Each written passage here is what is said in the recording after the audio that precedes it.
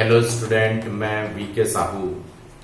आज हम साझेदार जब रिटायर होता है तो ऐसे कंडीशंस में उसके उत्तराधिकारी को जो मिलता है, और यदि उत्तराधिकारी की भी मृत्यु हो जाती है तो ऐसे कंडीशंस में हम वार्षिकी उच्चंत खाता मतलब एन्युटी सस्पेंस अकाउंट बनाकर किस प्रकार से जो अन्य साझेदार बचे होते हैं उनको उस का बंटवारा किया जाता है, वो आपको इस प्रश्न के माध्यम से हम सिखाएंगे और जानेंगे कि किस प्रकार से इसका डिस्ट्रीब्यूशन किया जाएगा। देखिए, मैंने एक प्रश्न लिया है। एक फर्म में MNO साझेदार हैं जिनका बराबर अनुपात है। 31 दिसंबर 2020 को N की मृत्यु हो जाती है। इस तिथि पर उसे 40,000 रुपए दे था। यह निश्चय किया गया कि N यह राशि 8,000 रुपए वार्षिकी द्वारा भुगतान की जाएगी। इसका प्रथम भुगतान 1 जनवरी 2021 को किया गया और प्रति वर्ष 1 जनवरी को किए गए। जिस उत्तराधिकारी की ये राशि मिलती थी उसकी भी मृत्यु 2 जनवरी 2025 को हो गई। प्रति वर्ष 10% वार्षिक जो है ब्याज अदत्त राशि पर दे है, मतलब जो बची हुई राशि है उस पर हमको ब्याज लगाना है। वार्षिकी उच्चंत एन्युटी सस्पेंस अकाउंट तैयार करना है। तो एन्युटी सस्पेंस अकाउंट के पहले मैंने एक फॉर्मेट खींच लिया है। एन्युटी सस्पेंस अकाउंट, यहाँ पर date particular JF amount, date particular JF amount, यह हमारा पहला पेज है। और दूसरा पेज ये ले लिया है हमने, date particular JF amount, date particular JF an amount, ये दूसरा पेज है। यदि यहाँ पर नहीं हो पाया कंप्लीट तो हम दूसरे पेज में भी उसको यूज करेंगे।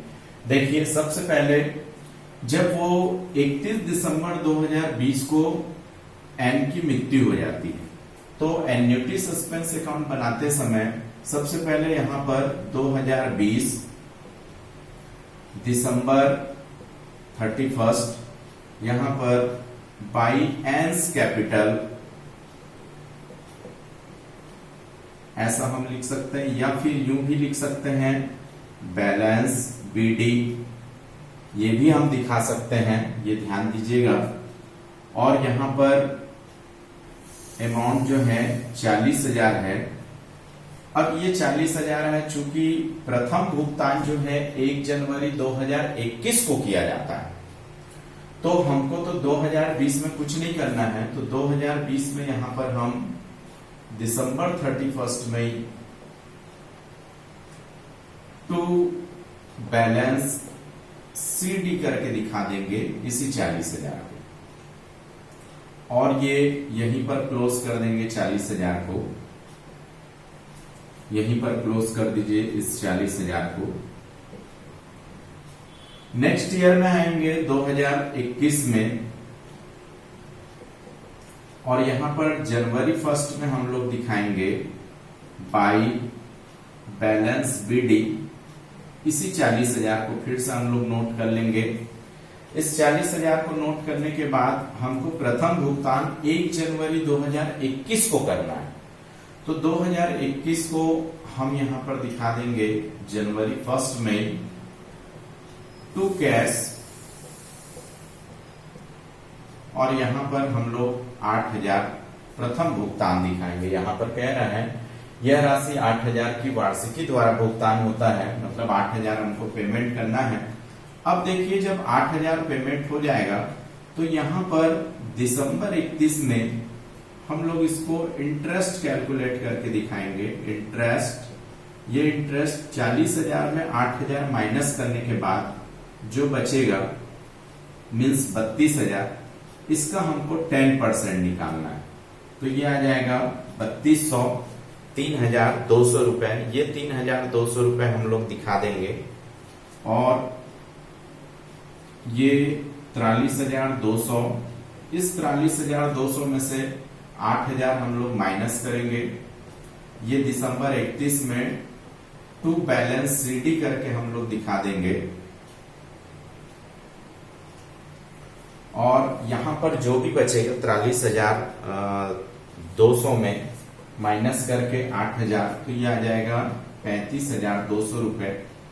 इस 35,200 में टोटल करेंगे तो ये आ जाएगा 43,200। ये जो 35,200 यही क्रम ये कंटिन्यू चलता रहेगा 2025 तक हमको जाना है। तो 2022 में जनवरी 1 में सबसे पहले हम लोग यहाँ पर बाई बैलेंस बीडी करके दिखा देंगे 35,200। ये जो हमारा बैलेंस आया था इस बैलेंस को यहाँ पर दिखाएंगे और बैलेंस दिखाने के बाद हम यहाँ पर 2022 जनवरी 1 में ही हम लोग पेमेंट कर देंगे कैश में 8,000, क्योंकि 8,000 हमको हर वर्ष पेमेंट करना है। 8,000 पेमेंट करने के बाद दिसंबर 31 में हम लोग दिखाएंगे इंटरेस्ट अकाउंट करके दिखा देंगे। और ये 35,200 में 8,000 माइनस करेंगे तो ये जो हमारे पास बचेगा 27,200 रुपए। इसका हमको 10% निकालना पड़ेगा। इस 35,000 में हम 8,000 माइनस करेंगे 35,200 में तो 27, इसका 10% निकालेंगे तो ये आएगा 2720। इसका टोटल कर देंगे 35,200 में टोटल करेंगे तो ये आ जाएगा 37,920। और यहां पर दिसंबर 31 में फिर दिखाएंगे टू बैलेंस CD। ये 37,000 में माइनस करेंगे तो ये आ जाएगा 29,920। टोटल कर देंगे 37,920 में 8,000 और 29,920 जोड़ेंगे तो ये आ जाएगा 37,920। फिर यहां पर हम करेंगे 2023 को जनवरी 1 में इस बैलेंस को लाएंगे बाई बैलेंस BD। इस 29,920 को फिर ले आइए यहाँ पर, फिर आप पेमेंट करिए 8,000। तो यहाँ पर 2023 में जनवरी 1 में पेमेंट करेंगे टू कैश। इस कैश का पेमेंट करेंगे 8,000। 8,000 पेमेंट करने के बाद यहाँ पर दिसंबर 31 में हम लोग इंटरेस्ट दिखाएंगे इंटरेस्ट अकाउंट। ये 29,000 में ये माइनस करेंगे तो ये आ जाएगा 21,920। इसका 10% निकालेंगे तो ये आएगा 2192।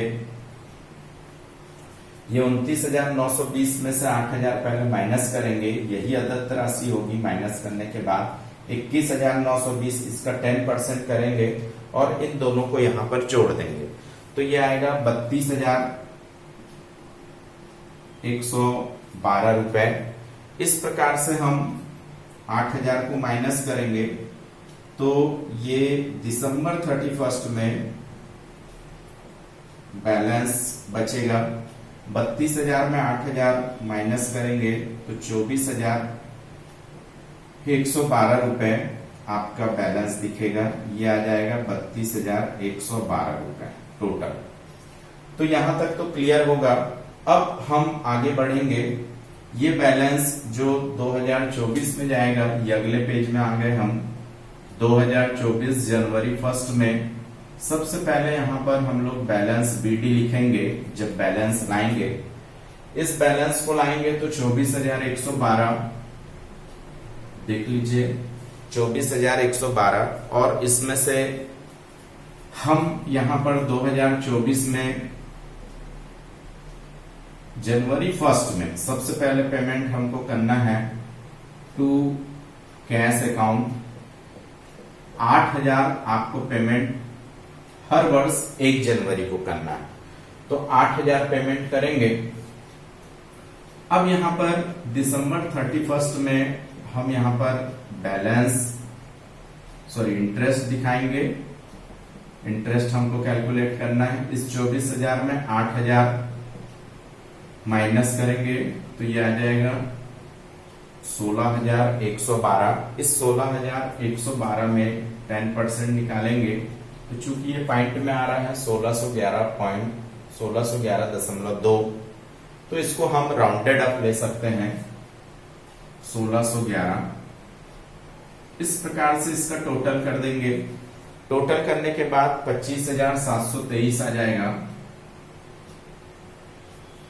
इसके बाद ये दिसंबर 31 में बैलेंस दिखा देंगे। बैलेंस से डी 25,723 में माइनस करेंगे तो ये आ जाएगा 17,723। इस प्रकार से 25,723। अब देखिए ये 17,723 2024 का है, तो हमको 2025 तक जाना है। सबसे पहले जनवरी 1 में हम लोग बैलेंस दिखाएंगे। Balance BD 17,723। अब यहां पर 2025 में हमको थोड़ा सा ध्यान देना है, चूंकि उसके उत्तराधिकारी की भी मृत्यु जो है 2 जनवरी 2025 को होती है। चूंकि हम लोग 1 जनवरी को तो 8,000 पेमेंट करते ही हैं, तो हमको 8,000 पेमेंट करके दिखाना ही है टू कैश। ये 1 तारीख को, तो 1 तारीख को तो इसका 8,000 पेमेंट होगा ही होगा। अब यहां पर 8,000 पेमेंट करने के बाद अब हमारे पास बचता है, क्या हम यहां पर इंटरेस्ट दिखाएंगे? तो इंटरेस्ट नहीं दिखाएंगे, चूंकि 2 जनवरी को उसका मृत्यु हो जाता है उत्तराधिकारी का, तो हमको 2 जनवरी में ही पूरा सेटलमेंट करना होगा और 2 जनवरी को आपको दिखाना पड़ेगा यहां पर जो भी पार्टनर्स बच जाएंगे। अब सेकंड जो है एन की मृत्यु हो जाती है और एन के उत्तराधिकारी की भी मृत्यु हो जाती है, तो ऐसे कंडीशंस में 2 साझेदार बचते हैं, एम और ओ। तो एम और ओ चूंकि ये बराबर साझेदार है, तो उनका जो भी हिस्सा बचेगा वो उनको बराबर बराबर अनुपात में बांट दिया जाएगा। तो यहां पर हम कर सकते हैं टू पार्टनर्स कैपिटल अकाउंट, मतलब साझेदारों के पूंजी खाते से, और यहां पर जो बच जाएंगे एम और ओ, चूंकि एन और एन के उत्तराधिकारी की तो मृत्यु हो चुकी है, तो जो बचेंगे ये 17,000 में 8,000 माइनस करने के बाद जो भी बच जाएगा उसे हम डिस्ट्रीब्यूट करेंगे, और डिस्ट्रीब्यूट करने के बाद ये 17,723 टोटल करेंगे और यहां पर 17,723 टोटल करना चाहिए, लेकिन अभी 8,000 पेमेंट करेंगे और 8,000 पेमेंट करने के बाद जो भी बच जाएगा वो हम दिखाएंगे यहां पर। तो ये आएगा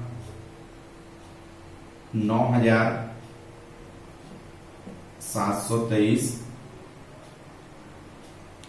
ये बचेगा, और ये 9,723 को हम डिस्ट्रीब्यूट करेंगे 1/2 एंड 1/2 में, तो जो भी बचेगा वो हम लोग दिखाएंगे। ये डिस्ट्रीब्यूट करेंगे तो 4,861.5 आएगा। इस प्रकार से दोनों में हम लोग डिस्ट्रीब्यूट कर सकते हैं, ये हम दिखा सकते हैं, और जो भी बचेगा उसको एम और एन, ये जो साझेदार बच जाएंगे इस प्रकार से डिस्ट्रीब्यूट करके दिखा सकते हैं। तो इस प्रकार से हम लोग ये एन्युटी सस्पेंस अकाउंट मीन्स वार्षिकी उच्चंत खाता बनाएंगे। जब साझेदार की मृत्यु हो जाती है और साझेदारी को उत्तराधिकारी की भी मृत्यु हो जाती है, तो ऐसे कंडीशंस में बाकी जो शेष साझेदार बचते हैं उनको हम किस प्रकार से बांटेंगे ये हम जाने, और सस्पेंस अकाउंट के माध्यम से उनको डिस्ट्रीब्यूट कर देंगे। यदि उनका रेशियो दिया है तो रेशियो में, यदि बराबर अनुपात दिया है तो उसे बराबर अनुपात में। तो ये बहुत ही इजी मेथड है। इसी प्रकार से कई प्रश्नों को हम हल कर सकते हैं, और बहुत सारे प्रश्न इसी प्रकार के आपके रहेंगे एग्जाम में, तो आप उसे हल कर सकते हैं, कोशिश कर सकते हैं, और अन्य प्रश्नों के माध्यम से हल करने का प्रयास आप खुद भी कर सकते हैं। तो ये वीडियो यदि आपको पसंद आया तो इसे लाइक करिए, शेयर करिए, कमेंट करिए, सब्सक्राइब करिए। Thank you.